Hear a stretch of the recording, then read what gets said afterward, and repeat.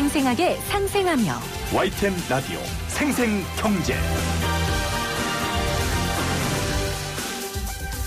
안녕하세요. YTN 라디오 생생경제 김혜민입니다. 코로나19 신규 확진자 수가 한 달 반여 만에 40명대를 기록한 오늘 2차 등교가 시작됐습니다. 초등학교 1학년인 우리 집 아이의 등교길을 저도 함께 했는데요. 적막했던 학교 앞이 오랜만에 북적거리는 모습을 보니 정말 뭉클했습니다. 긴장한 선생님들도 해맑은 아이들도 모두 아름다웠습니다. 하지만 아이들이 반가워 뛰어가고 친구의 손을 잡으니 선생님들은 또 급하게 떼어놓고 이런 광경을 보니 바로 우리에게 처해진 현실을 깨달을 수 있었습니다. 오늘 통계청이 발표한 자료에 따르면 올해 1분기 출생아 수가 1분기 기준 역대 최소인 7만 명대로 떨어지면서 합계 출산율이 0.9명으로 추락했습니다. 안 그래도 아이 키우기 힘들다는 세상인데 전염병 때문에 더 어려워져 정말 큰일입니다. 2020년 5월 27일 YTN 라디오 생생경제 지금 시작합니다.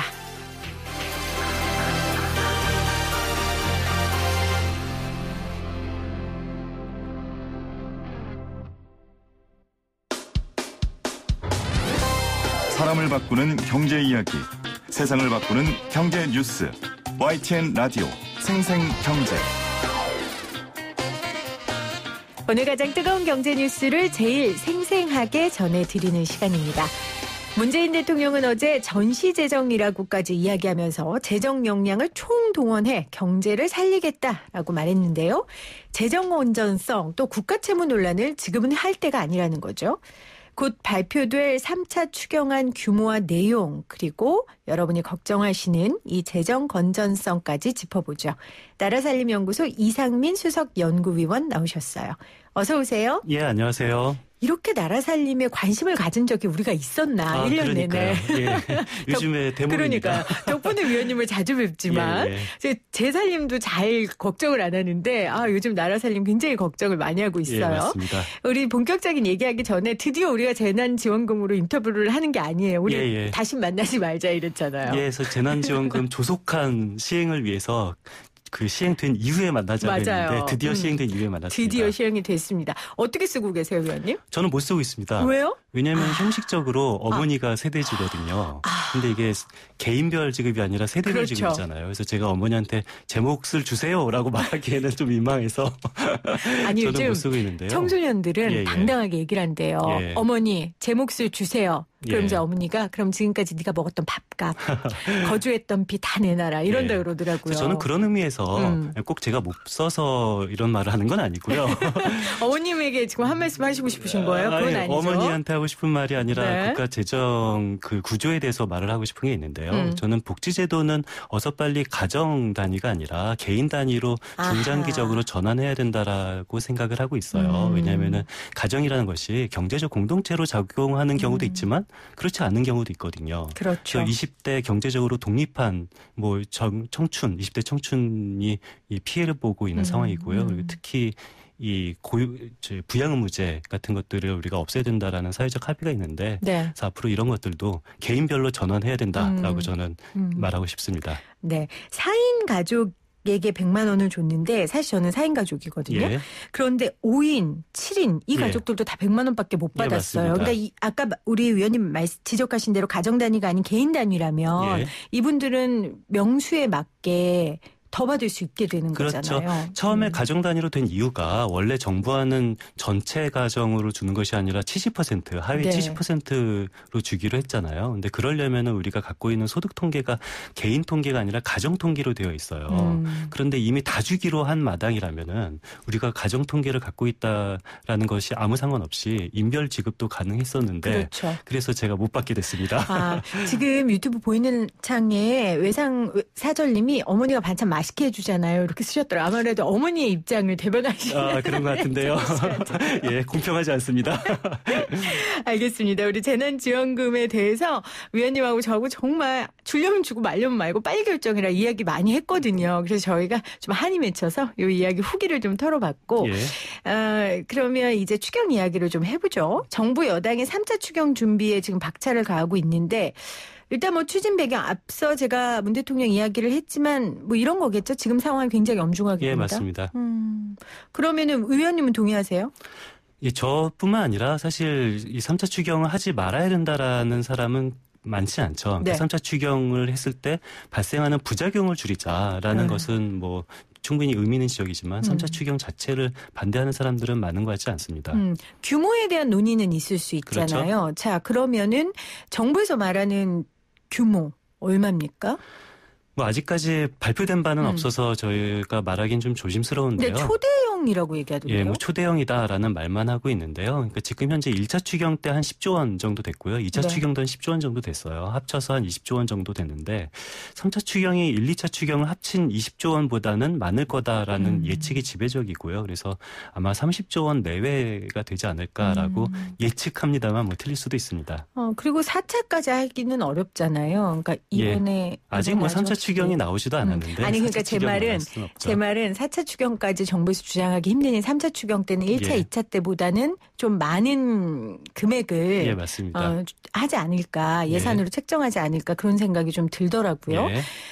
만약에 3차 추경이 편성된다면 만약이 아니라 뭐 하겠죠. 예, 하기로 공식적으로 네. 발표했습니다. 그럼 1969년 이후 51년 만에 처음이라고 하더라고요. 예, 맞습니다. 69년도에는 무슨 일이 있었던 거예요?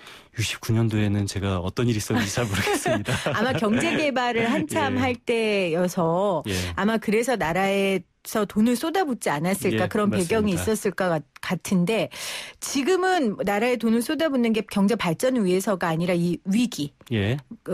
이 뚝을 메꾸기 위한 예. 그게 아닐까 싶은데 이게 위기인가 이런 의구심을 갖는 분들도 있을 것 같아요. 예. 그러니까 이것이 뭐 최대 위기냐 뭐 이런 문제 제기를 하면은 뭐 수치적으로만 보면은 IMF 때보다는 낫죠. 괜찮죠. 그런데 경제적으로는 더 무서운 게 이게 예측 불가능성이 더 무서운 거예요. 그러니까 예를 들어서 하버드 로고프 교수 같은 경우는 이번 코로나 위기가 경제적으로 외계인이 지구를 침공한 꼴이다라고 얘기를 했거든요. 그러니까 이게 무슨 네. 소리냐면은 다른 경제적 위기 같은 경우는 이미 경제학자들이 갖고 있는 매뉴얼들이 있어요. 뭐 대공황 같은 것이 발생하면 어떻게 해야 될지 IMF나 뭐 이런 금융위기가 오면 어떻게 해야 될지 나름대로 매뉴얼을 가지고 있다라고 경제학자들은 자신을 하는데 이런 코로나 위기는 어떻게 해야 될지 아무도 모르고 이것이 어떻게 나빠질지 예측할 수 없다. 그래서 경제적으로는 이런 예측 불가능성이 굉장히 안 좋은 걸로 보고요. 그래서 할 수 있는 것은 최대한 다 해야 되지 않을까라는 생각이 듭니다. 지금 짚어주신 포인트 굉장히 중요한 것 같아요. 예. 그러니까 이게 그렇게 어려운 위기야라고 생각하면 진전이 안 될 것 같고 그렇죠. 지금은 눈에 보이는 위기보다 더 무서운 아무도 예측할 수 없는 위기 맞습니다. 촉발 상황이다. 예. 이렇게 생각하고 이걸 접근하면 그렇죠. 조금 다른 결론이 나올 수도 있겠다는 그렇죠. 생각이 외계인이 드네요. 지구를 침공했을 때 어떻게 대비해야 될 그러니까요. 매뉴얼은 아무도 없는 거 아닙니까? 아무도 없죠. 알겠습니다. 그렇게 얘기하니까 굉장히 와닿는데 아까 전에 부작용을 최소한으로 줄이는 게 관건이다 하셨어요. 그렇죠. 그 부작용이라는 게 결국 재정 여력에 달려있는 거 아닐까요? 그렇죠. 그게 핵심이죠. 네. 우리가 지출은 확대하면서도 뭐 재정 여력을 최대한 뭐 우리가 감내할 수 있는 수준으로 유지하는 것도 나머지 다른 한 손에서 해야 될 일이죠. 자, 그러면 나라 살림을 연구하는 위원님께서 이 재정 건전성 이거에 대해 우리 국민들이 어떻게 접근해야 되는지 얘기를 해 주시면 좋을 것 같아요. 예전에 근데 제가 얼핏 여쭤봤을 때 위원님께서 별 의미 없는 거다 이렇게 말씀하시지 않았어요? 그러니까 부채에 대해 너무 걱정하지 말자. 의미 없다라고 말했는데요. 그러니까 그냥 쉽게 설명하면은 예를 들어서 제가 빚이 10억이 있어요. 제가 불쌍한가요?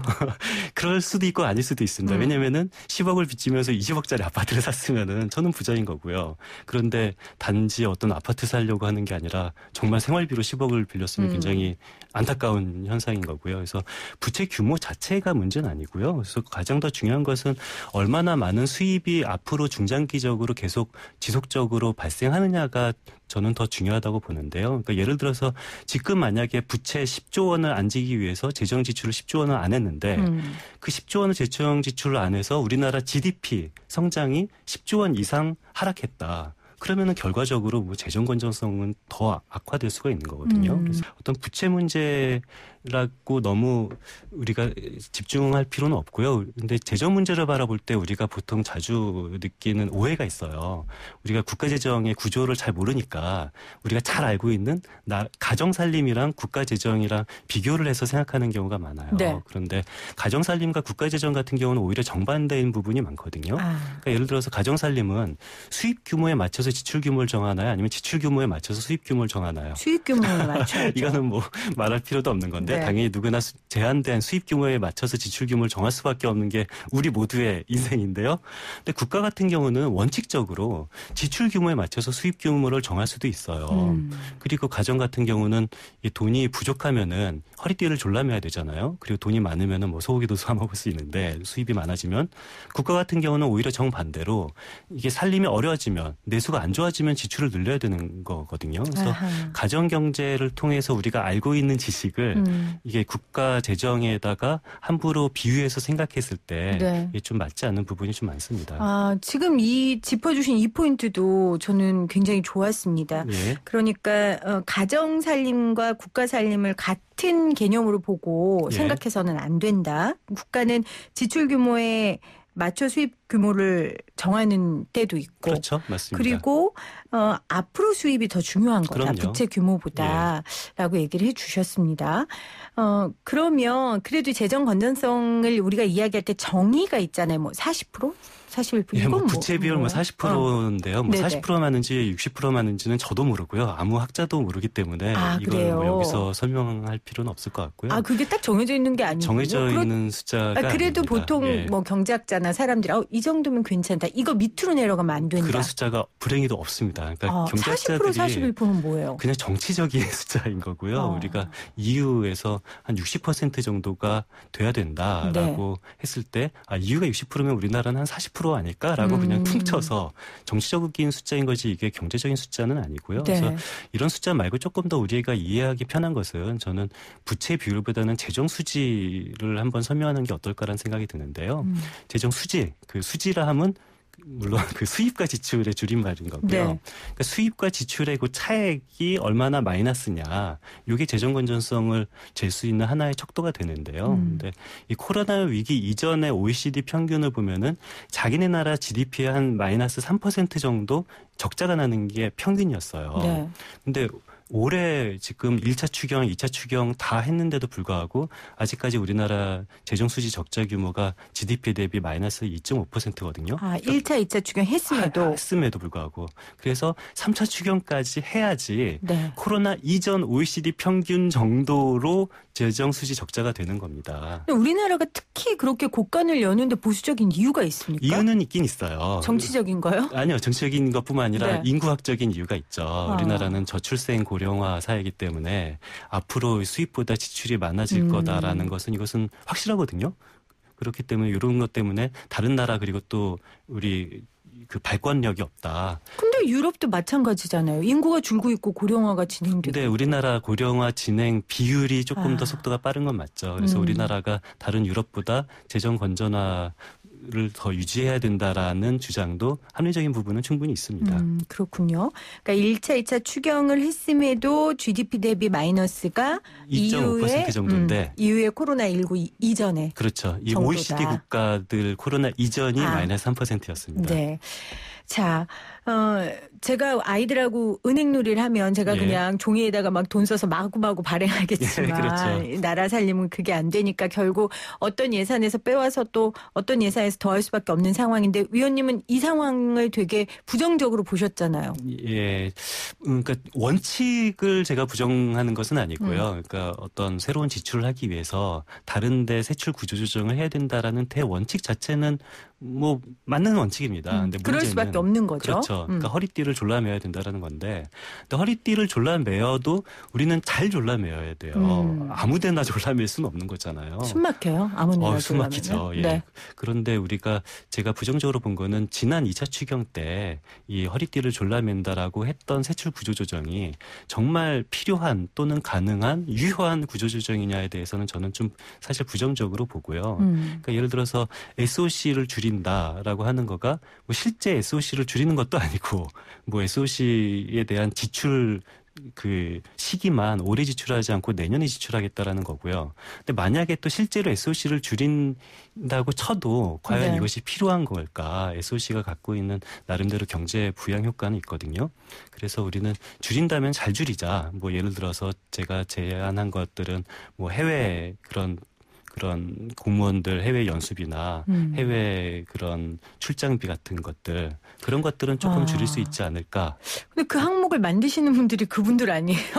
그렇죠. 그래서 일각에서는 국방비 같은 거를 또 줄일 수 있지 않을까라고 말을 하더라고요. 그래서 한 기사에서 3차 예. 추경 후에 국방 예산 7천억 줄였다고 했는데 기재부가 예. 바로 이거 사실무근이다 이렇게 반박하기도 했었거든요. 예. 또 우리나라 사람들 국방 예산 줄인다 그러면 또 엄청 정치적으로 그렇죠. 얘기해요. 예, 맞습니다. 이게 가능할까요, 현실적으로? 국방 예산에 대해서는 사실 제가 말을 하지 않는 것이 좋습니다. 왜냐하면 국방 예산은 정책적인 부분이 아니라 정무적인 부분이에요. 그러니까 저 같은 뭐 정책하는 사람이 줄여야 된다 말하는 것은 아무런 의미가 없고요. 정무를 하시는 정치인들이 우리 가치 판단을 해서 줄여야 된다라고 또는 뭐 줄이지 말아야 된다라고 말을 해야지 제가 말할 수 있는 수준은 아닙니다. 네. 자, 그럼 3차 추경의 방향성에 대한 평가를 좀 해보겠습니다. 네. 그러니까 1차, 2차 추경은 코로나19에 대응하는 방역이나 검역 시스템 구축 아니면 이제 소비 위축 때문에 어려움 겪는 분들을 지원해 주는 데 집중했다면 예. 3차 추경은 산업구조 전반에 대한 개혁안을 담은 신산업들이 포함될 전망이라고 해요. 예, 맞습니다. 그러니까 사실 이건 장기적 산업 과제 아닙니까? 예, 거기에 추경이라는 거는 지금 급한 불 끄자고 하는 건데 예. 이게 맞는 건가라는 이야기들도 해요. 예, 맞습니다. 이게 장단점이 있죠. 뭐 그런데 추경이라는 것은 급한 불을 꺼야 되는데, 근데 급한 불을 끄더라도 뭐 좀 중장기적인 비전을 만들고 그리고 어떤 예를 들어서 지금 얘기가 되는 것이 그런 디지털 뉴딜이나 아니면은 그런 환경 뉴딜 같은 얘기를 말을 하고 있는데요.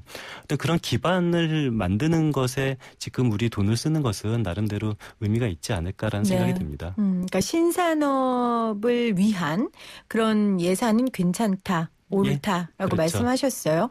그러면은 그 중에 또 하나는 고용보험 사각지대에 있는 뭐 특수고용 노동자들 예. 지원이라든지 그러니까 일자리 예산에 또 쓸 것 같단 말이에요. 이 그렇죠. 부분은 어떻게 생각하세요? 물론 가장 중요한 것은 고용 유지죠. 그러니까 3차 추경의 핵심은 두 가지인데요. 좀 전에 말씀해 주신 그런 구조 산업 어떤 산업을 새로운 기반 산업을 어떻게 조성할 것인가가 신산업 있고 구조. 신산업 그렇죠.